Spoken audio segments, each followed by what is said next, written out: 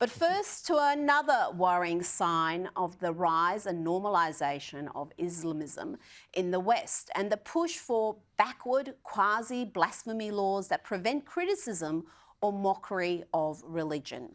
This week, British Labour MP and the Shadow Minister for Community Cohesion, Naz Shah, suggested that if tearing down statues of Churchill is harmful and worthy of severe punishment, then what about the harm of hurt feelings when the Prophet Muhammad is insulted?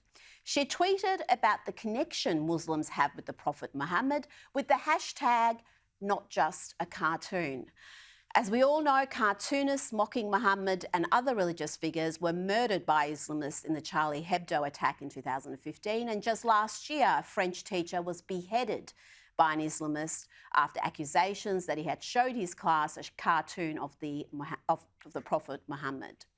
But Naz Shah feels it right and proper to tweet not just a cartoon and push this lunacy in Parliament. Have a look at this. As a Muslim, Madam Deputy Speaker, for me and millions of Muslims across this country and quarter of the world's population that is Muslim too, with each day and each breath, there is not a single thing in the world that we commemorate and honour more than our beloved Prophet Muhammad, peace be upon him. But when bigots and racists defame, slander or abuse our Prophet, peace be upon him, just like some people do the likes of Churchill, the emotional harm caused upon our hearts is unbearable. Because for 2 billion Muslims, he is the leader we commemorate in our hearts, honour in our lives, and forms the basis of our identity and our very existence. Yes, she really did equate the so-called slander of her prophet to tearing down statues of Churchill. Her whole diatribe was in pursuit of similar punishment for those who criticise Muhammad to those who destroy public property. The insidious term Islamophobia has been used to silence and smear criticism of Islam and Islamism and to cast critics as bigots and racists. There is absolutely nothing bigoted about criticising any religion, particularly one which is at the heart of so much oppression and suffering. I'm not talking about historic human rights abuses here, but atrocities happening right now in 2021 in the name of religion. I won't even touch on the sectarian violence, the terrorist attacks, the persecution of religious minorities and non-believers in Muslim-majority countries. We'll be here all day. But right now in 2021, we have around 200 million women and girls around the world who have suffered FGM, according to UNICEF. Every year, up to 4 million girls are forced to undergo female genital mutilation. Little girls suffering horrific abuse with lifelong consequences. Even in Australia, there are more than 50,000 females who have suffered FGM, according to government figures. That's around 1 in every 250 Australian women. In 2021, in uncivilised parts of the world, we have thousands of girls and women murdered in so-called honour killings.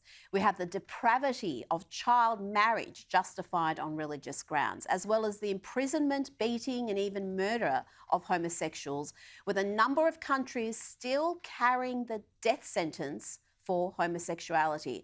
I'll give you one guess what those countries have in common. But speaking out against the excesses of Sharia law, the persecution of women living under Islam, the fact that there are women right now in Iran locked up for defying compulsory hijab laws, to bring attention to such issues sees the predictable cries of Islamophobia. It's not like we weren't warned. The signs were there, and brave souls like Christopher Hitchens warned us to resist this dangerous phenomenon. But sadly, we didn't listen. Here is Hitch back in 2009, predicting with perfect clarity how Islamophobia would be used to silence dissent and criticism. Resist it while you still can, and before the right to complain is taken away from you, which will be the next thing. You will be told you can't complain because you're Islamophobic. The term is already being introduced into the culture as if it was an accusation of race hatred, for example, or bigotry, whereas it's only the objection to the preachings of a very extreme and absolutist religion. Watch out for these symptoms. They are not just symptoms of surrender. very often ecumenically offered to you by men of God in other robes, Christian and Jewish and smarmy ecumenical. These are the ones who will hold open the gates for the barbarians. The barbarians never take a city till someone holds the gates open for them. And it's your own preachers who will do it for you, and your own multicultural authorities who will do it for you. Resist it while you can. We should have listened. I'll end by quoting the very best definition of Islamophobia I've seen. It says this: it's a word that's been created by fascists and used by cowards to manipulate morons.